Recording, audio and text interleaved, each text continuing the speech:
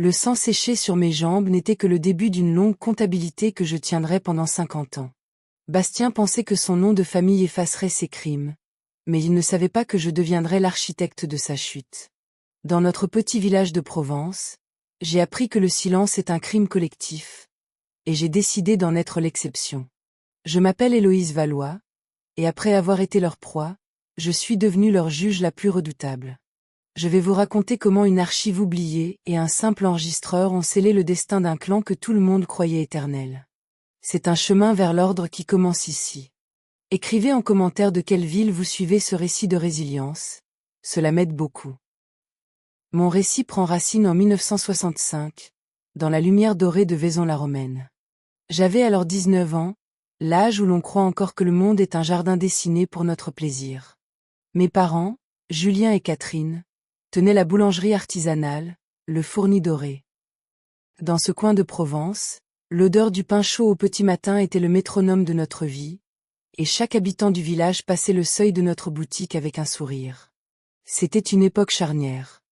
Nous, les femmes, commencions à peine à respirer, à entrevoir les contours d'une liberté nouvelle. Les années 60 murmuraient des promesses de révolution, mais dans l'ombre des oliviers, les traditions pesaient encore de tout leur poids. Ce soir-là, l'air était électrique, c'était la fête de la musique. La place « Ne t'inquiète pas, je vais te raccompagner », a-t-il répondu. Sa voix était onctueuse, imprégnée de cette fausse sollicitude que je ne savais pas encore identifier comme une menace. Je me souviens vaguement d'avoir quitté la place, m'appuyant sur son épaule. Mais au lieu de prendre le chemin familier du Fourni Doré, nos pas nous ont menés vers les bois sombres qui bordaient le village. Je voulais crier, lui dire que nous faisions fausse route, mais ma langue était de plomb. Mes jambes se dérobaient sous moi. Où m'emmènes-tu ? Ai-je articulé dans un souffle. Faire un petit tour, simplement, a-t-il rétorqué, et son ton avait perdu toute trace d'humanité. C'est ici que ma mémoire se brise en 1000 éclats douloureux. Des flashs de terreur pure, la fraîcheur mordante de la nuit, le bruit sec de ma robe fleurie qui se déchire, mes cris étouffés par sa paume brutale. La douleur était une lame qui me transperçait, un anéantissement que les mots ne peuvent décrire. Puis, le néant.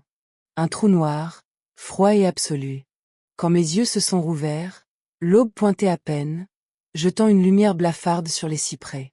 Je n'étais pas dans mon lit, mais allongé sur une dalle de pierre froide, une tombe, au cœur du cimetière de Vaison-la-Romaine. Ma robe bleue n'était plus qu'un lambeau de tissu souillé de terre et de sang. Mes jambes étaient marquées d'échymoses pourpres, le sang séché formant des croûtes sombres sur ma peau. Mon esprit refusait l'évidence, cherchant une explication logique là où il n'y avait que de la barbarie. Chaque mouvement était une agonie, comme si l'on avait brisé mon architecture intérieure. Pourtant, une étincelle de survie m'a poussé à me redresser. Je me suis traînée, titubante, jusqu'à la sortie de ce lieu de mort. Rentrer chez mes parents était impensable. Comment leur avouer ce désastre? Que diraient-ils de leur fille ainsi dévastée? À cette époque, la honte était le fardeau de la victime, jamais celui du bourreau. Je me suis dirigée vers la lisière du village, là où vivait ma grand-mère, Adélaïde. C'était une femme de silence et d'acier, une sentinelle qui avait survécu à 2 guerres. Lorsque la porte s'est ouverte, son visage s'est figé dans une expression d'horreur lucide. Sans un mot, elle m'a fait entrer, a tiré les verrous et clos les rideaux comme pour protéger mon honneur des regards indiscrets. Elle a préparé une bassine d'eau tiède. Avec des gestes d'une infinie tendresse, elle a commencé à laver mon corps meurtri, comme si j'étais redevenue la petite enfant d'autrefois. Elle attendait que je sois prête. Ça tient. Ai-je enfin murmuré dans un sanglot étouffé. Il a mis quelque chose dans mon verre et après. Adélaïde a hoché la tête, ses yeux noirs fixant un point invisible dans le vide. Ce n'est pas la première fois qu'il s'autorise de tels actes, a-t-elle déclaré d'une voix sourde, presque caverneuse. Mais les autres ont eu trop peur pour parler. Qui oserait affronter le fils du maire de Beaumont? Cette phrase a été comme une gifle physique. Antoine Bastien n'en était pas à son coup d'essai. Il agissait en toute impunité, protégé par le prestige de son nom et la lâcheté collective d'un village qui préférait ignorer le mal. Que dois-je faire? Ai-je demandé, les mains tremblantes. Adélaïde m'a regardé longuement. Ses rides semblant se creuser davantage. Tu as 2 sentiers devant toi, ma petite. Tu peux porter plainte, mais sache que ce sera ta parole contre la sienne. Et dans ce pays, sa parole est d'or quand la tienne n'est que de la poussière. Ou bien, tu peux t'enfermer dans le silence, essayer de recoudre ton âme et continuer à marcher. Oublier, ai-je répété, incrédule. Comment pourrais-je? On n'oublie jamais, a-t-elle admis, mais on apprend à vivre avec l'ombre, comme nous l'avons toutes fait. Ces mots m'ont glacé jusqu'à la moelle. Toutes les femmes de ce village portaient-elles donc un secret similaire? Je ne veux pas me taire, ai-je déclaré avec une fermeté nouvelle qui montait du plus profond de mes entrailles. Je veux qu'il réponde de ce qu'il a fait. Ma grand-mère a soupiré, un son lourd d'inquiétude. Alors prépare-toi, car il te faudra plus que du courage. Il te faudra devenir une forteresse. Elle m'a vêtu de vêtements sobres et m'a fait boire une infusion pour stabiliser mon cœur. Nous ne sommes pas allés à la gendarmerie locale, là-bas, Charles de Beaumont était le maître. Nous avons pris la route pour la ville voisine. Le gendarme qui nous a reçus était un homme d'âge mûr, dont le visage semblait sculpté dans le granit. Il a consigné mes paroles avec une neutralité clinique, sans une once de compassion, comme s'il remplissait un simple formulaire administratif. Avez-vous des témoins, mademoiselle Valois? A-t-il demandé sans lever les yeux de son registre. Non, ai-je répondu, la gorge sèche. J'avais pour seule preuve mes lambeaux de robe, mes bleus et le sang qui souillait encore ma dignité. Était-ce assez pour prouver l'absence de consentement face à un héritier Beaumont? Le gendarme a marqué une pause, sa plume suspendue au-dessus du papier. C'est une accusation extrêmement lourde contre le fils de monsieur le maire. Êtes-vous absolument certaine de vouloir maintenir cette procédure? J'ai cherché le regard d'Adélaïde. Elle a incliné la tête, un signe impalpable d'approbation. Oui. Je maintiens ma plainte, ai-je affirmé. L'homme a poussé un soupir, comme si ma douleur n'était qu'un dossier encombrant de plus sur son bureau. Il a achevé la déposition et m'a tendu le stylo. Nous mènerons l'enquête, a-t-il promis d'un ton qui ne laissait aucune place à l'espoir. En quittant le bâtiment de pierre grise, j'étais partagé entre un soulagement fragile et une terreur sourde. Qu'allait-il rester de ma vie? Comment le village réagirait-il à ce sacrilège? Ne rentre pas au fournis tout de suite, m'a conseillé Adélaïde. Reste avec moi, laisse l'orage gronder un peu. J'ai accepté, mais l'abri de ma grand-mère ne pouvait arrêter la rumeur. Le scandale a traversé Vaison-la-Romaine plus vite que le vent. Dès le lendemain, ma mère, Catherine, a fait irruption chez Adélaïde, le visage décomposé par la détresse. Comment as-tu pu nous infliger ça, Héloïse? S'est-elle exclamée, les larmes aux yeux. J'étais pétrifiée. On m'avait brisée, et c'était moi que l'on accusait. Bastien affirme que tu étais d'accord, a-t-elle poursuivi d'une voix tremblante. Il dit que tu as bu de ton plein gré, que tu l'as attiré dans les bois et que tu inventes cette horreur pour te venger parce qu'il ne veut plus te voir. La trahison était totale. Bastien de Beaumont avait déjà tissé sa toile de mensonges, et le village s'y engouffrait avec empressement. Qui voudrait croire que le gendre idéal était un prédateur? C'est faux, ai-je crié. Il m'a drogué, il m'a traîné de force. Les mots se sont étranglés dans ma gorge. Ma propre mère me regardait comme si j'étais une menace pour notre survie. Le maire est hors de lui, a-t-elle ajouté dans un souffle. Il menace de ne pas renouveler le bail de la boulangerie. Si nous perdons le local, nous perdons tout. Ton père, ton avenir, notre toit. Tout cela à cause de tes histoires. Est-ce vraiment ce que tu souhaites, Héloïse? Les paroles de ma mère, Catherine, flottaient dans l'air lourd de la cuisine d'Adélaïde, comme un verdict avant l'heure. Je me sentais prise au piège, enserrée dans un étau invisible. D'un côté, il y avait la vérité brute, ma dignité piétinée, cette soif d'ordre que j'appelais justice. De l'autre, le spectre de la ruine familiale, le gagne-pain de mon père, l'honneur d'un nom que nous portions depuis des générations à Vaison-la-Romaine. Que veux-tu que je fasse?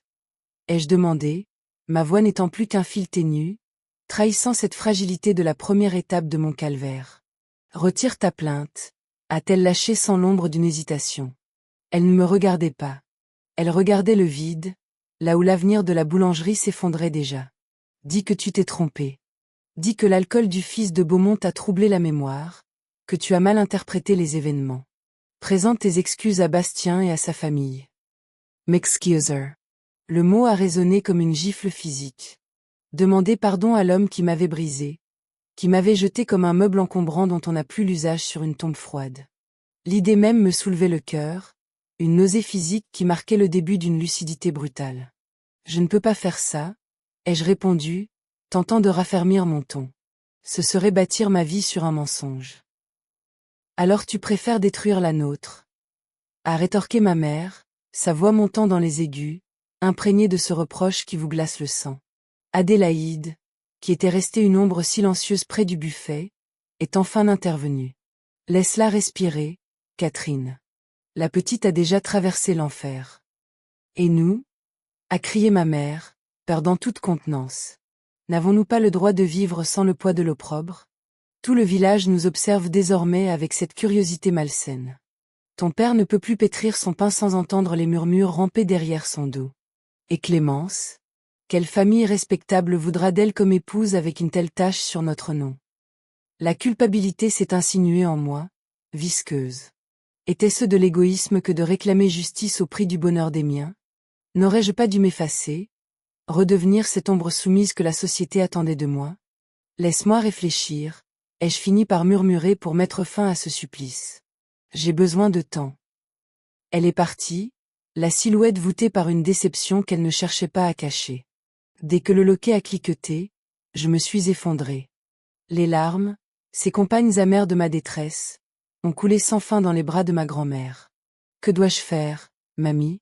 Je ne veux pas les perdre, mais je ne peux pas laisser Bastien de Beaumont continuer sa comédie macabre. Tu dois écouter ce que ton sang te dicte, a simplement répondu Adélaïde. Mais sache une chose, quoi que tu décides, mon toit sera le tien. Cette nuit-là, je n'ai pas pu fermer l'œil. Je revoyais le cimetière, le sang séché sur mes jambes, l'éclat de rire prédateur de Bastien. Je repensais aux menaces qui pesaient sur le fourni doré, à la colère de mon père, à la détresse de ma sœur. Mais je pensais aussi à toutes les autres. À celles qui avaient subi ce poison avant moi, et à celles qui, demain, se réveilleraient sur une pierre froide si je choisissais le silence. Au petit matin, la fissure dans le mur de mes certitudes s'était refermée. Ma décision était prise, gravée dans une résolution nouvelle. Quel qu'en soit le prix, je ne retirerai pas ma plainte. Je ne laisserai pas le silence devenir le complice du crime.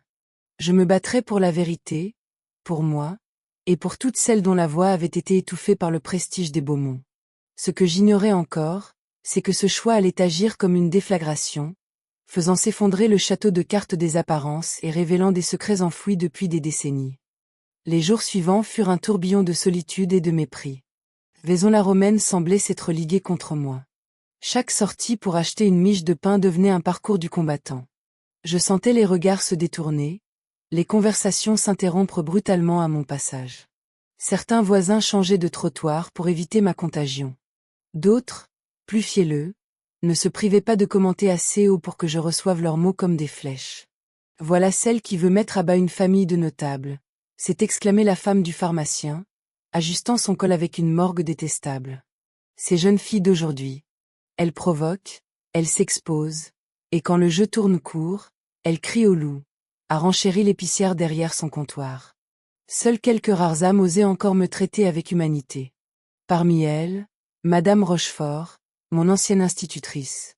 Elle est venue me voir un après-midi, prétextant m'apporter un pot de confiture de prunes. Mais derrière la douceur du sucre, il y avait une urgence lucide dans ses yeux bleus. Ne les laisse pas briser ta volonté, Héloïse, m'a-t-elle glissé, sa main ridée serrant la mienne avec une force insoupçonnée. Je connais la lignée des Beaumont depuis 3 générations. Tel père, tel fils. Ces mots ont éveillé en moi une curiosité glaciale. Que voulez-vous dire, Madame Rochefort? Elle a jeté un regard furtif vers la fenêtre, comme si les murs eux-mêmes pouvaient rapporter nos paroles au maire. Tu n'es pas la première, et si le cycle n'est pas rompu, tu ne seras pas la dernière. Cette violence, elle coule dans leurs veines comme un héritage empoisonné. Charles de Beaumont aussi? Ai-je demandé, le souffle coupé. Elle a hoché lentement la tête. Charles était déjà un prédateur sur les bancs de mon école. Je l'ai vu tourmenter les plus faibles, écraser les filles dans la cour, et son propre père avant lui. On racontait même qu'il avait poussé sa femme aux confins de la folie à force de brutalité. Un frisson m'a parcouru. Une dynastie de bourreaux, protégés par le patrimoine, par les terres qu'ils possédaient et par le travail qu'ils distribuaient. Mais pourquoi personne ne parle? Pourquoi ce silence assourdissant? La peur, ma petite. La peur de perdre son emploi, sa maison, sa place au soleil. Les gens préfèrent ignorer le monstre qui vit à leur porte tant qu'ils ne dévorent pas leurs propres enfants. Madame Rochefort est partie, me laissant avec une certitude. Il ne s'agissait plus seulement de ma douleur. Il s'agissait de rétablir l'ordre des choses. Le lendemain, mon père, Julien, a frappé à la porte d'Adélaïde. Son visage était rouge, ses mains, d'ordinaire si habiles avec la pâte, tremblaient de rage contenue. Le maire m'a convoqué, a-t-il annoncé sans même s'asseoir. Il ne renouvellera pas le bail du fourni doré si tu ne retires pas ta plainte immédiatement. Nous avons jusqu'à la fin de la semaine pour capituler. Ma grand-mère s'est redressée, digne malgré ses années. Entre, mon fils. On ne discute pas de l'honneur sur le pas d'une porte. Autour de la table en bois, mon père m'a fixé avec un mélange de désespoir et de colère sourde. Te rends-tu compte, Héloïse? C'est le travail d'une vie que tu jettes aux orties. Sans la boulangerie, nous n'avons plus rien. Je suis désolé, papa, ai-je murmuré, le cœur au bord des lèvres. Mais retirer ma plainte serait cautionner son crime. Ce serait lui donner le droit de recommencer. Et est-ce juste que ta sœur pleure chaque matin parce qu'on se moque d'elle à l'école? Est-ce juste que ta mère ne dorme plus? La culpabilité me rongeait, mais l'image de Bastien, libre de ses mouvements, était plus insupportable encore. Adélaïde a posé sa main sur la mienne, un bouclier de chaleur. Julien, a-t-elle dit fermement, ta fille a été agressée, droguée, abandonnée comme un animal blessé dans un cimetière. Comprends-tu seulement l'ampleur de ce qu'elle a subi? Mon père a baissé les yeux, sa colère se muant en une détresse profonde. Bien sûr que je comprends. J'aimerais briser ce sale type de mes propres mains. Mais que pouvons-nous face au Beaumont? Il possède ce village. Pas si nous restons debout ensemble, a répliqué Adélaïde. Pas si nous choisissons la dignité plutôt que le confort. Alors perdons tout s'il le faut, ai-je ajouté soudain, une force nouvelle vibrant dans ma voix. Je préfère la pauvreté à la complicité. Je ne laisserai pas ce criminel s'en sortir avec un sourire. Mon père m'a regardé longuement, comme s'il découvrait la femme que j'étais devenue. Il a soupiré, un son lourd d'acceptation. Tu as la tête dure de ta grand-mère. Je vais parler à ta mère. Je ne promets rien, mais nous sommes une famille. Nous devrions être ton bouclier, pas tes juges.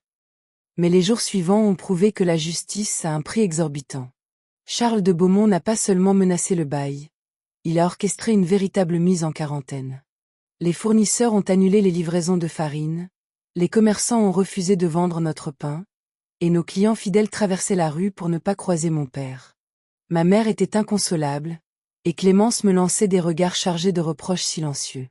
Seul mon père semblait avoir trouvé une forme de paix dans cette résistance, malgré la peur de l'avenir.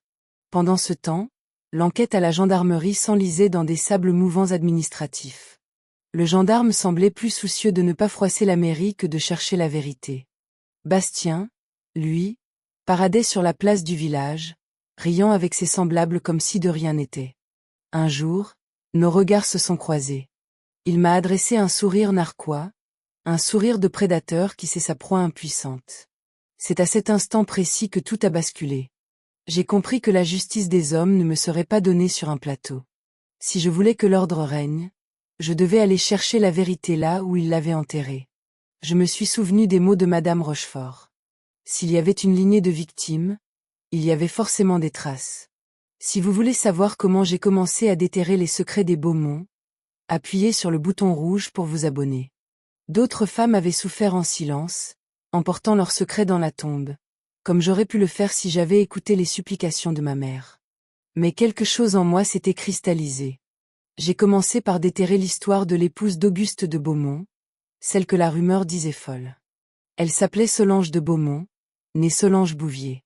Selon les registres de la paroisse que le vieux curé m'a permis d'étudier, il était l'un des rares à ne pas détourner les yeux à mon passage. Elle s'était éteinte à 39 ans, officiellement d'une fièvre cérébrale. Mais dans l'ombre des ruelles, on murmurait une vérité plus sombre. Elle se serait pendue dans le grenier de la demeure des Beaumont, incapable de supporter une minute de plus les sévices de son mari. Solange avait une sœur, Adélaïde, qui était restée une figure de deuil éternel jusqu'à son dernier souffle. Je me demandais si ces traces existaient encore. Jeanne Bouvier, a répété ma grand-mère Adélaïde quand je l'ai interrogée. Une femme de l'ombre. Elle écrivait sans cesse, des poèmes, des récits que personne n'a jamais lus. Elle a légué ses archives à la bibliothèque de Bordeaux avant de s'éteindre il y a 15 ans. C'était la fissure dans le mur que je cherchais. Le lendemain, j'ai pris le car pour Bordeaux. Dans le silence feutré de la bibliothèque, face à une boîte cartonnée contenant les lambeaux d'une vie, j'ai commencé ma plongée dans l'abîme. Les carnets de Jeanne, datés de 1922, racontaient le calvaire de Solange, mariée de force à 17 ans à Auguste de Beaumont. Un homme dont la respectabilité n'avait d'égal que sa brutalité domestique. Elle cachait ses bleus sous des étoffes coûteuses, jusqu'à ce que la grossesse ne redouble la fureur de son bourreau. Auguste exigeait un héritier, un mâle à son image, écrivait Jeanne d'une écriture tremblée. Quand Solange a mis au monde une fille, il a hurlé à la trahison. La petite est morte après 3 jours de vie. On a parlé d'accouchement difficile, mais je connais la vérité. Il a laissé l'enfant s'éteindre, refusant d'appeler le médecin par pure vengeance. Solange ne s'en est jamais remise. J'ai continué ma lecture, le sang glacé dans mes veines. Jeanne décrivait comment Charles, le père de Bastien, avait grandi dans ce culte de la force, apprenant que les femmes n'étaient que des objets encombrants. Puis, au fond de la boîte, j'ai trouvé une lettre non envoyée, datée de 1945, adressée à Charles de Beaumont. Vous vous croyez intouchable sous vos brassards de résistants, écrivait Jeanne. Mais je n'ai pas oublié la jeune résistante que vous avez dénoncée aux Allemands après l'avoir outragée. Le village vous acclame, mais je sais que votre héroïsme est bâti sur le sang et le viol. Mes mains tremblaient. Charles de Beaumont, le maire vénéré, était un traître et un prédateur. Tel père, tel fils, tel petit-fils. Une lignée de serpents protégés par leur nom. J'ai consigné chaque mot, chaque preuve, avec une lucidité brutale. De retour à Vaison-la-Romaine, j'ai trouvé ma famille prostrée. La gendarmerie a classé ta plainte sans suite, a annoncé mon père, la voix brisée. Manque de preuves. Bastien a 3 alibis, des amis qui jurent qu'il n'a pas quitté la fête. Je n'étais pas surprise. Le masque n'était pas encore tombé pour eux.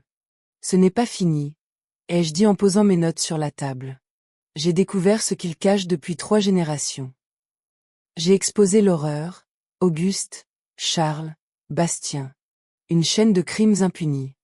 Le visage de ma mère est passé de l'incrédulité à une terreur sourde. Qui te croira, Héloïse? Ils contrôlent tout ici. Ils ne contrôlent pas la presse nationale, ai-je répliqué avec un calme qui m'a surprise moi-même. Je vais contacter le Figaro. La vérité ne restera pas enfermée dans ce village. Le soir même, alors que je regagnais la boulangerie, une berline noire s'est portée à ma hauteur. La vitre s'est abaissée sur le visage de Bastien. Mon sang s'est figé. Monte, a-t-il ordonné. Nous devons discuter. Je n'ai rien à vous dire, ai-je lancé en accélérant, marquant la distance par ce vous qui brisait tout lien. Il a braqué son véhicule pour me barrer la route. Monte, Héloïse, ou ta famille paiera le prix fort. Ce n'est pas une menace, c'est une promesse. Par peur pour les miens, j'ai cédé. Il a démarré en trombe, nous éloignant des lumières rassurantes pour nous enfoncer dans la forêt, là où tout avait commencé. Le silence qui a suivi était assourdissant. Tu sèmes le désordre, Héloïse, a-t-il fini par lâcher, son visage démoniaque sculpté par les ombres des arbres. Ma famille a une réputation. Tes accusations sont ridicules. Ridicules? Ai-je répété, les ongles enfoncés dans mes paumes. Vous m'avez drogué et brisé. Et j'ai appris pour votre grand-père, pour votre père, pour la résistante de 1944. Vous êtes une lignée de monstres. Son regard s'est durci, perdant toute trace de sa comédie habituelle. De quoi parles-tu? Ce ne sont que des affabulations, des mensonges de vieille fille. La voix de Bastien avait déraillé, perdant de sa superbe. Pourtant, Même dans la pénombre de l'habitacle, j'ai vu son visage blêmir, une pâleur de craie envahissant ses traits. J'ai des preuves, Bastien. Les écrits de Solange, la sœur d'Adélaïde. Elle a tout consigné, chaque sévice, chaque ignominie. Tout est conservé, et je m'apprête à porter ce dossier à la connaissance de la presse nationale. D'un geste brusque, il a broyé mon bras dans sa main, une poigne de fer qui cherchait à m'intimider physiquement. Tu ne feras rien de tout cela. Je t'interdis de salir notre nom. Lâchez-moi. Ai-je ordonné, tentant de me dégager avec une force que je ne soupçonnais pas, vous ne pouvez plus m'insuffler de terreur, Bastien. Je n'ai plus rien à perdre. Tu te trompes lourdement. A-t-il sifflé, son visage tout près du mien, imprégné d'une odeur de tabac et de mépris. Ta famille a encore tout à perdre. Ta petite sœur, par exemple. Clémence est une très jolie fille. Elle me plaît beaucoup. Cette menace voilée, dirigée contre l'innocence de ma sœur, a agi comme un seau d'eau glacée. Mon sang s'est figé. Ne l'approchez pas. Ne posez jamais vos mains sur elle. Alors voilà ce que tu vas faire, a-t-il poursuivi, ignorant mon effroi. Tu vas non seulement retirer ta plainte, mais tu feras une déclaration publique. Tu diras que tu as tout inventé par jalousie, parce que je ne voulais pas d'une fille de ton rang. Et tu me remettras chaque document trouvé sur ma famille. Jamais, ai-je répondu, la voix vibrant d'une colère sourde. Je préférerais mourir. Son sourire s'est élargi, dévoilant une cruauté sans fard. Ce n'est pas ta mort qui est en jeu, Héloïse. C'est celle des tiens. Mon père a des relations que tu n'imagines même pas. Un accident est si vite arrivé sur ces routes de campagne. La peur m'a envahi, une peur viscérale non pour moi, mais pour Julien, Catherine, Clémence et Adélaïde. Les Beaumont étaient-ils capables d'une telle extrémité? D'après les archives de Solange, la réponse était inscrite dans leur sang. Je te donne 24 heures pour te décider, a conclu Bastien en redémarrant le moteur dans un rugissement. Demain soir, à la même heure, tu me retrouves ici avec les originaux. Sinon, tu regretteras d'être né. Il m'a jeté à l'entrée de Vaison-la-Romaine comme un sac de grains inutile. Je suis rentré au Fourni doré à pied, l'esprit en lambeaux. Que faire? Céder au chantage pour protéger le souffle de ma famille, ou poursuivre ce chemin vers l'ordre au risque de les sacrifier? En franchissant le seuil, j'ai trouvé mes parents et Clémence attablés, le silence régnant comme un linceul. Une lettre officielle trônait devant mon père. Que se passe-t-il? Ai-je demandé, oubliant ma propre agonie. C'est un courrier de la mairie, a répondu mon père d'une voix brisée, les mains tremblantes. Non seulement ils refusent le renouvellement du bail, mais ils exigent que nous quittions les lieux sous 15 jours. Ils prétendent avoir trouvé des infractions majeures aux règles d'hygiène lors d'une inspection surprise cet après-midi. Des infractions? C'est une mise en scène grotesque. Notre boulangerie est un modèle de tenue.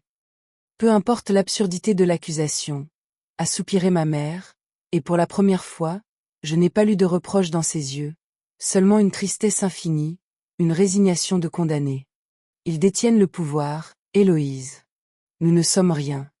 Nous allons devoir partir, tout abandonner, recommencer à zéro ailleurs. J'ai pensé à l'ultimatum de Bastien, à son regard de prédateur sur Clémence. Peut-être devais-je capituler, accepter l'injustice pour sauver les leurs, mais une révolte montait en moi. Si je pliais, les Beaumont continueraient à empoisonner cette terre. D'autres filles subiraient le même sort, d'autres familles seraient broyées. Je dois voir Adélaïde, ai-je annoncé. Sans attendre, j'ai couru vers la chaumière de ma grand-mère. La nuit était noire, les rues du village étaient désertes, comme si les pierres elles-mêmes craignaient de témoigner.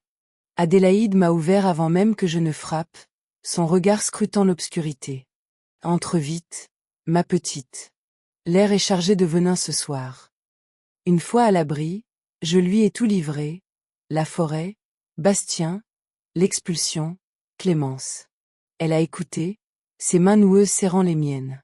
Que dois-je faire, grand-mère? Je ne peux pas les mettre en danger, mais je refuse de voir les Beaumont triompher par le crime. Elle s'est levée avec une solennité inattendue et s'est dirigée vers une vieille armoire en chêne. Elle en a extrait une boîte en métal, cabossée par les ans. J'espérais ne jamais avoir à exhumer ses souvenirs, a-t-elle murmuré. Mais l'heure de la justice a sonné.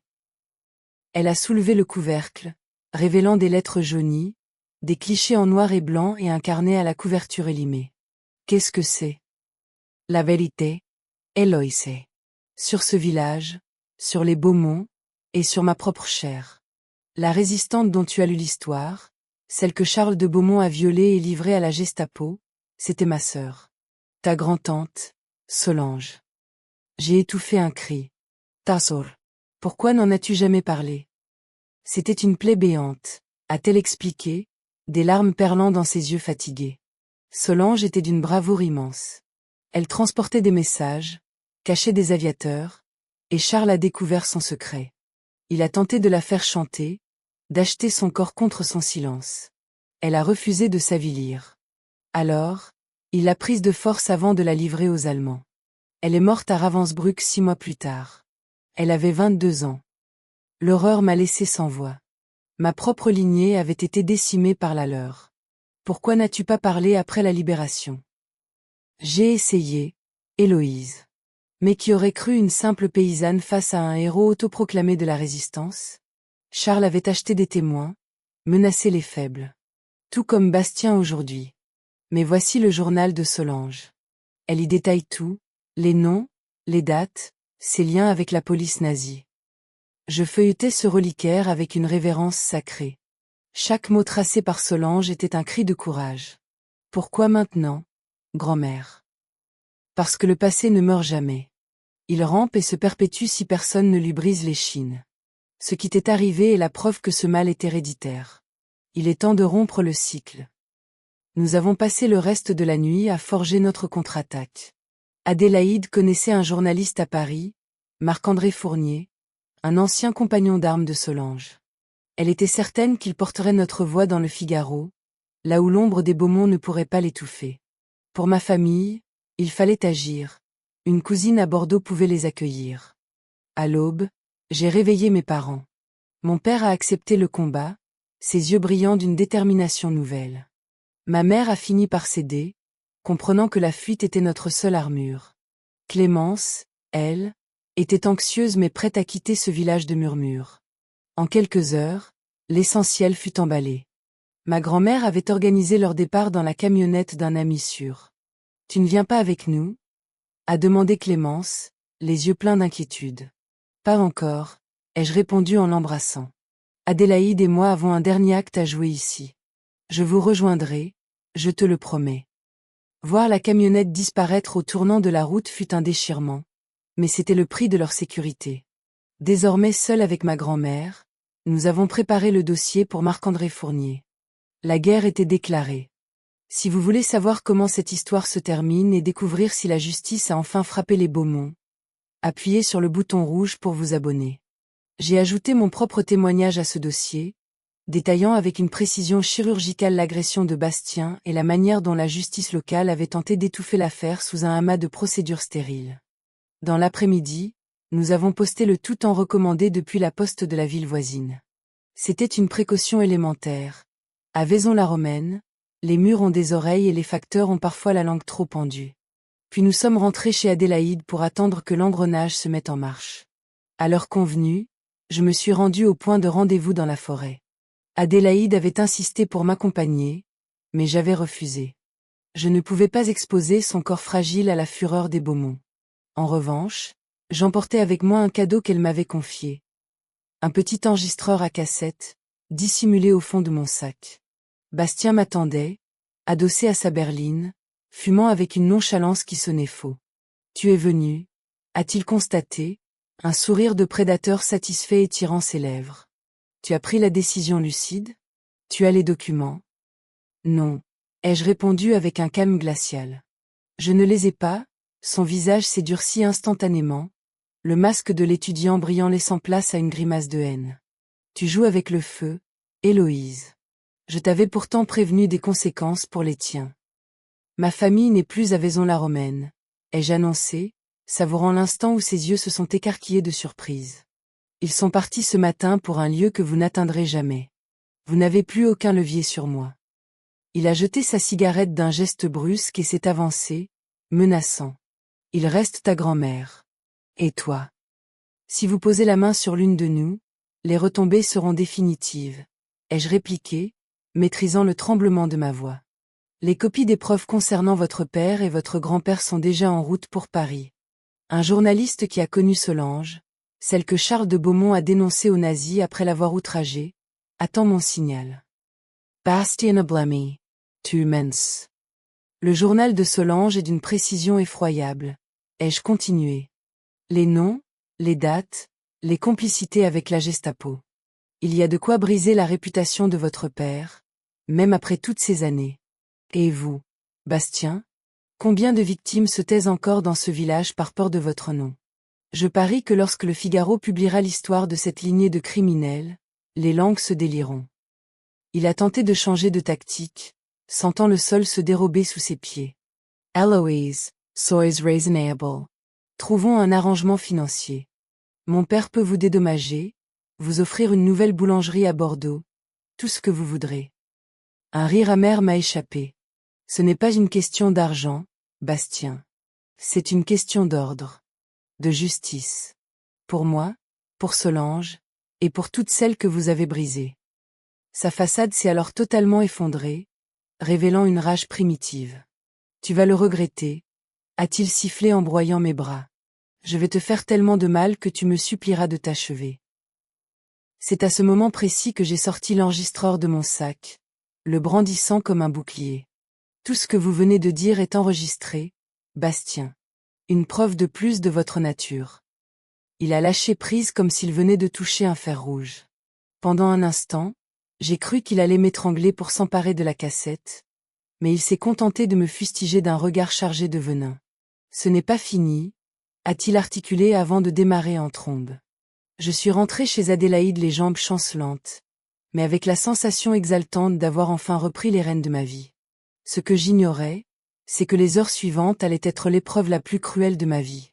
Je m'étais endormi aux premières lueurs de l'aube, épuisé par la tension, quand des coups violents ont fait trembler la porte. Adélaïde s'habillait déjà à la hâte. Qui est-ce? Ai-je demandé, le cœur battant la chamade. Rien de bon, j'en ai peur, a-t-elle murmuré. Gendarmerie. Avraz. Adélaïde a tiré le verrou, révélant 2 gendarmes au visage de pierre, accompagnés de Charles de Beaumont en personne. Le maire affichait une satisfaction malsaine qui m'a glacé le sang. Mademoiselle Héloïse Valois, a demandé l'un des hommes. Vous êtes en état d'arrestation pour diffamation, tentative de chantage et extorsion de fonds. Quoi? C'est absurde. M'écriai-je. Charles de Beaumont s'est avancé d'un pas lent, l'air d'un juge suprême. Vous avez menacé mon fils hier soir dans la forêt.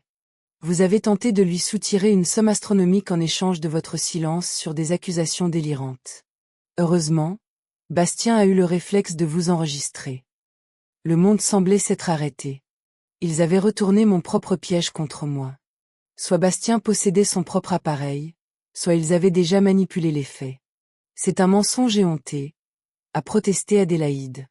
Le maire l'a ignoré avec un mépris souverain. La famille Valois a toujours été jalouse de notre réussite.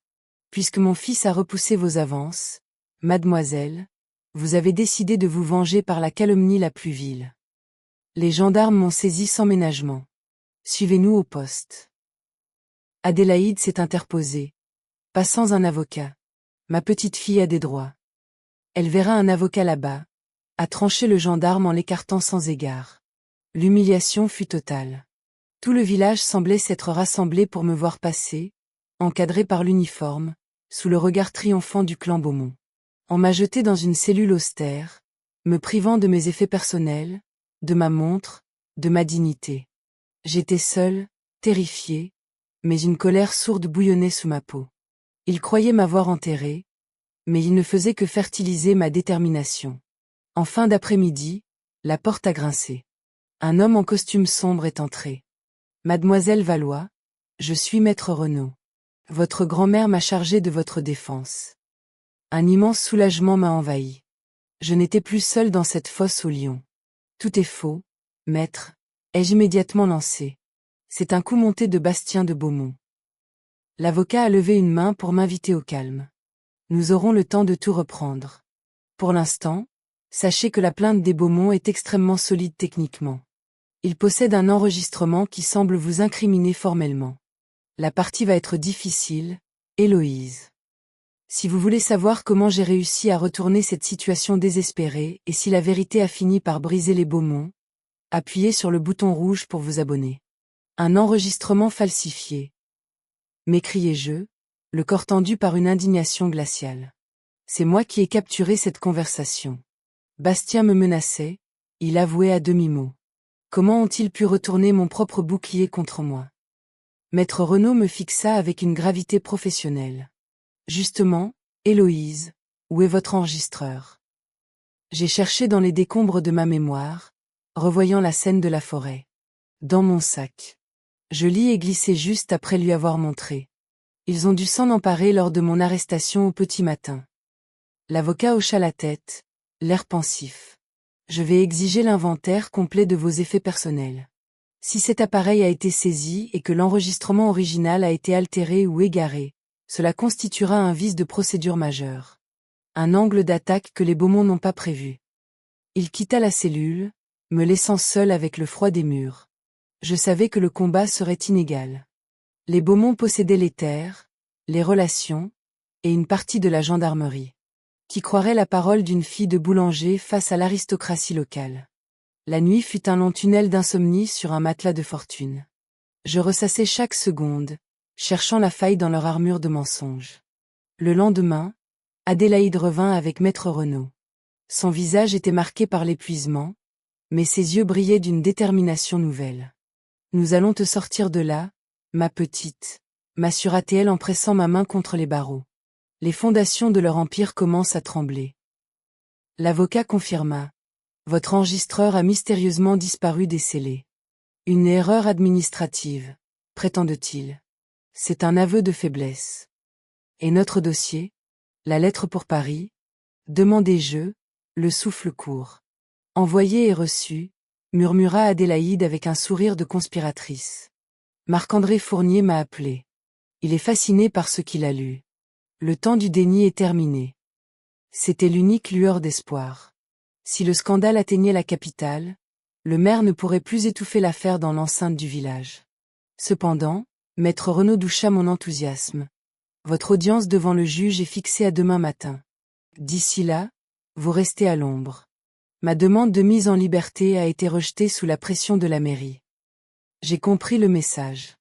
Les Beaumont voulaient me briser moralement avant le procès. Courage, me souffla Adélaïde avant de s'éloigner.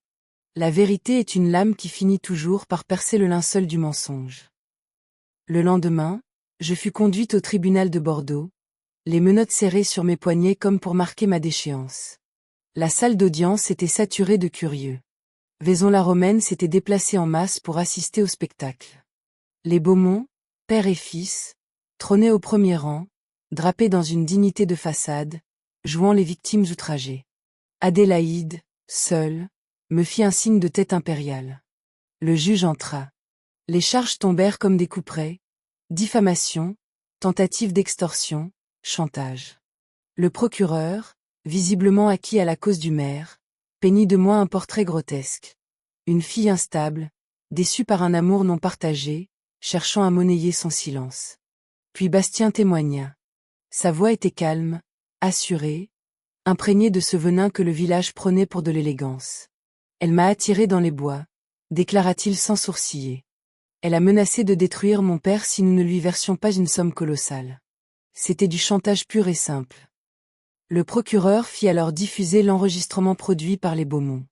À mon immense horreur, c'était bien mon timbre de voix, mais mes phrases avaient été découpées, réorganisées par un habile montage pour me faire dire l'exact opposé de la vérité. Maître Renaud bondit pour protester contre cette manipulation évidente, mais le juge semblait sceptique, presque ennuyé. C'est à ce moment précis que tout a basculé. Les lourdes portes de la salle d'audience s'ouvrirent avec fracas. Un homme d'une cinquantaine d'années, à l'allure de vieux loup de mer de la presse, entra suivi d'une escouade de photographes. Marc-André Fournier, murmura Adélaïde dans un souffle. Le journaliste s'avança jusqu'au centre de l'arène, ignorant les rappels à l'ordre. Monsieur le juge, lança-t-il d'une voix qui fit taire les murmures. J'apporte ici des éléments qui ne concernent pas seulement l'innocence de mademoiselle Valois, mais les crimes systémiques de la famille de Beaumont sur 3 générations. Charles de Beaumont se leva, le visage livide. Cet homme n'a aucun droit ici. C'est une intrusion inadmissible. Mais le maire avait perdu son masque. Marc-André Fournier sortit plusieurs dossiers de sa sacoche. Je suis journaliste au Figaro. Et j'interviens car la justice semble s'être égarée dans cette salle. Il tendit les documents au magistrat. Voici le journal de Solange, résistante dénoncée aux nazis par Charles de Beaumont après avoir été abusée par lui. Voici les témoignages de 6 autres femmes, victimes de Bastien, qui ont brisé le silence ce matin après la parution de mon enquête nationale. Et voici, monsieur le juge, la copie non altérée de l'enregistrement d'Héloïse Valois, dont l'original a disparu de la gendarmerie. Le tumulte fut immédiat. Les Beaumont hurlaient à la calomnie, mais les flashs des appareils photo fixaient déjà leur panique pour l'éternité. Le juge, après avoir parcouru les pièces avec une stupeur croissante, frappa son marteau. L'audience est suspendue. Je vais examiner ces nouveaux éléments. La situation s'était retournée. Les chasseurs étaient devenus les proies. Marc-André s'approcha d'Adélaïde et l'embrassa avec une affection profonde. « Je tiens toujours mes promesses, Adélaïde, » lui dit-il. Même avec 50 ans de retard. Je compris alors qu'il avait aimé Solange, et que ce combat était aussi le sien. La suite fut une démolition contrôlée. Les charges contre moi furent abandonnées. Bastien fut arrêté pour viol et subornation de témoins. Son père, Charles, dut répondre de crimes de guerre et de falsification de preuves. L'article du Figaro fit l'effet d'une bombe, libérant des dizaines de témoignages étouffés depuis des décennies. Ma famille revint de Bordeaux, la tête haute. Nous avons dû quitter Vaison-la-Romaine, car le village était trop chargé de fantômes, mais nous sommes restés unis. J'ai terminé mes études et je suis devenue avocate, consacrant ma vie à briser le silence de celles que l'on n'écoute pas. Aujourd'hui, à 73 ans, je n'ai aucun regret. Ce n'était pas de la vengeance, c'était de l'ordre. J'ai rétabli l'équilibre que les Beaumont avaient rompu. Si vous voulez savoir comment cette histoire se termine et en découvrir bien d'autres, appuyez sur le bouton rouge pour vous abonner. C'est un chemin vers la justice qui continue. Nous étions à l'aube des années 70, une période de transformation profonde pour la condition féminine en France. Mon histoire, aussi déchirante fut-elle, est devenue malgré moi un symbole de cette lutte pour la dignité et l'ordre. Après la chute des Beaumont, notre famille a quitté la poussière de Vaison-la-Romaine pour s'installer à Bordeaux, où la cousine d'Adélaïde nous avait ouvert ses portes pendant la tempête. Mon père, Julien, a trouvé un emploi dans une grande boulangerie industrielle. C'était loin de l'artisanat poétique du « fourni doré », mais ce travail lui a permis de nous offrir une existence décente, loin des murmures venimeux du village. Ma mère, Catherine, qui n'avait jamais quitté son tablier de ménagère, a découvert une indépendance nouvelle en devenant conseillère dans une boutique de prêt-à-porter. Quant à Clémence, elle a pu achever ses études dans un lycée bordelais où personne ne la jugeait pour les fautes d'une lignée qui n'était pas la sienne. Adélaïde, fidèle à son tempérament d'acier, a refusé de nous suivre. Ce sont les Beaumont qui devraient baisser la tête, pas moi, disait-elle avec cette fierté tranquille qui la caractérisait. Elle est restée dans sa petite maison, devenant une figure respectée, une sorte de conscience morale pour ceux qui, autrefois, avaient douté de nous. Pour ma part, j'étais habitée par une détermination que rien ne pouvait éteindre. Avec le soutien indéfectible de Marc-André Fournier, devenu un ami proche, j'ai repris mes études pour m'inscrire à la faculté de droit de Bordeaux. À cette époque, voir une jeune femme d'origine modeste briguer la robe d'avocat n'était pas chose courante. Mais je portais en moi le souvenir de Solange comme un bouclier. Je voulais comprendre les mécanismes juridiques qui permettent à des prédateurs de régner sur des fiefs de silence. C'est durant ma dernière année de licence que j'ai reçu une lettre qui a ravivé des douleurs que je croyais cicatrisées. Elle venait de Bastien de Beaumont, expédié depuis la prison où il purgeait sa peine de 10 ans pour viol et subornation de témoins. « Chère Héloïse », écrivait-il, « après toutes ces années à l'ombre, je ressens le besoin de t'exprimer mes regrets. Je comprends aujourd'hui l'ampleur de mes actes. J'ai déchiré le papier avant même d'arriver à la signature. Ces excuses, qu'elles soient sincères ou calculées pour une remise de peine, arrivaient trop tard. Elle ne pouvait effacer mes nuits sans sommeil ni cette méfiance instinctive qui s'était logée dans mon sang. Bastien de Beaumont n'était plus qu'un fantôme, et je ne donne pas d'audience au spectre. Diplôme en main et mention en poche, j'ai débuté ma carrière dans un cabinet bordelais. Les débuts furent rudes. Une femme maître de sa robe n'était pas toujours prise au sérieux par ses confrères, encore moins par certains magistrats pétris de vieux réflexes. Mais la notoriété de l'affaire Beaumont m'a paradoxalement servi de tremplin. Je me suis spécialisée dans la défense des femmes victimes de violences. Chaque dossier était un écho à ma propre vie. Chaque condamnation obtenue était une pierre ajoutée à l'édifice de la justice que j'avais juré de bâtir. C'est au cours d'une affaire particulièrement sordide que j'ai rencontré Stéphane. Il intervenait comme expert psychologue pour témoigner des traumatismes de ma cliente. Sa lucidité, sa sensibilité dépourvue de paternalisme m'ont profondément touché. Après le verdict, il m'a invité à discuter d'un projet d'association. Cette collaboration professionnelle s'est muée en une complicité, puis en une histoire d'amour qui dure depuis maintenant des décennies. Stéphane a été le premier homme à qui j'ai accordé ma pleine confiance. Il a su respecter mes silences et mes cicatrices sans jamais me presser. Nous nous sommes mariés en 1976. Adélaïde, alors âgée de 84 ans, avait fait le voyage depuis la Provence. Tu vois, Héloïse, m'a-t-elle murmuré pendant la réception, la vie finit toujours par reprendre ses droits. C'est là notre victoire finale, être resté debout. Quelques mois plus tard, la nouvelle est tombée. Charles de Beaumont était mort en détention d'une crise cardiaque. Cette annonce ne m'a procuré aucune joie, juste une forme d'indifférence mélancolique. L'homme qui avait dénoncé Solange et brisé tant de destins n'était plus qu'un cadavre privé de son sceptre de terreur. Adélaïde s'est éteinte paisiblement dans son sommeil quelques semaines plus tard, comme si elle avait attendu la fin de son ennemi pour s'autoriser enfin à partir. L'enterrement eut lieu à Vaison-la-Romaine. Je n'y avais pas remis les pieds. Le village me semblait plus étroit, les maisons plus petites. L'ancienne boulangerie de mes parents était devenue une épicerie banale. Le cimetière, lui, n'avait pas changé. En sortant de la cérémonie, une vieille dame s'est approchée de moi. C'était Madame Rochefort. « Je suis fière de vous, maître Valois », m'a-t-elle dit en me serrant les mains. Vous avez fait ce que nous n'avions jamais osé faire. Vous avez brisé le sceau du silence. En rentrant à Bordeaux ce soir-là, j'ai pris la décision qui allait orienter le reste de ma vie, créer la Fondation Solange. Ce qui n'était au départ qu'une permanence téléphonique est devenu un organisme d'envergure nationale offrant hébergement d'urgence, assistance juridique et soutien psychologique aux femmes des zones rurales, là où le poids du « qu'en dira-t-on » étouffe encore les cris. Quant à Bastien, il a refait sa vie dans l'anonymat du sud de la France après sa libération. Je ne l'ai recroisé qu'une seule fois, en 1992, lors d'une conférence que je donnais à Marseille sur les droits des victimes. Je l'ai aperçu dans l'assistance. Il avait vieilli, ses cheveux blonds étaient désormais de cendre, son visage creusé par l'amertume. À la fin de l'intervention, alors que je dédicaçais mon ouvrage, il s'est approché. « Héloïse » a-t-il murmuré, ses mains tremblant sur le livre. Je ne cherche pas le pardon. Je voulais juste que vous sachiez que votre combat a aussi changé l'homme que j'étais devenu. Vous m'avez forcé à regarder le monstre que mon père m'avait appris à être. J'ai observé cet homme autrefois si arrogant, aujourd'hui brisé par sa propre conscience. Je n'ai rien dit. J'ai simplement incliné la tête, reconnaissant l'aveu sans pour autant absoudre le crime. Il est parti comme il était venu, et j'ai appris sa mort quelques années plus tard, emporté par la maladie dans la solitude d'un appartement anonyme. Aujourd'hui, quand je regarde le chemin parcouru, je sais que chaque épreuve en valait la peine. La justice n'est pas un cri, c'est une construction lente et rigoureuse.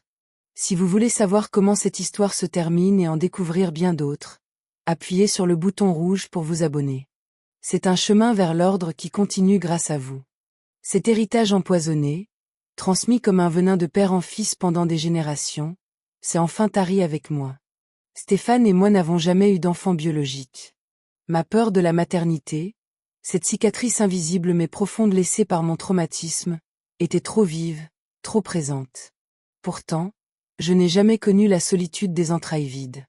Nous avons considéré comme nos propres filles toutes ces femmes que nous avons relevées au fil des décennies à travers la Fondation Solange. Certaines sont devenues des amies intimes. Elles nous confient les éclats de leur vie reconstruite, nous invitent à leur mariage ou nous demandent d'être les témoins du baptême de leurs enfants. Ma carrière d'avocate s'est poursuivie jusqu'à l'heure de la retraite, jalonnée de victoires âpres et de défaites amères au tribunal, mais toujours guidée par cette certitude inébranlable. Chaque femme mérite d'être entendue, crue et protégée par le bouclier de la loi. J'ai eu l'honneur de siéger dans des commissions pour l'élaboration de projets de loi visant à renforcer la protection des victimes de violences sexuelles. J'y apportais mon expertise technique, mais aussi, lorsque le silence menaçait de reprendre ses droits, le poids de mon propre témoignage. Le temps a passé, emportant avec lui les visages aimés. Mes parents, Julien et Catherine, se sont éteints à quelques années d'intervalle.